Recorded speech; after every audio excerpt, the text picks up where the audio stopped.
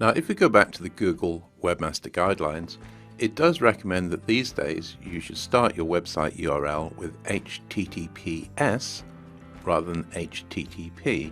The S means it's secured.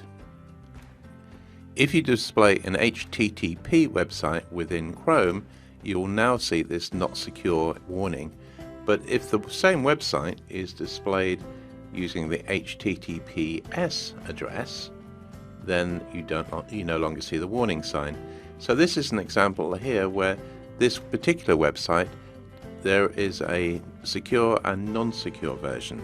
So what you want to do is to really automatically redirect from the non-secure to the secure, so that even if someone typed in the non-secure version, they would automatically see this version here.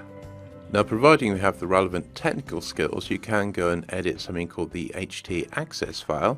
If you've never heard of this file, probably best not to mess with it, and instead we can use a WordPress solution that involves plugins. Now here I am in WordPress. I've gone to Plugins, Add New, and I've just searched using the phrase HTTP to HTTPS. And the first two that come up, either of these will do the job. This one's got 7,000 active installations and all looks good.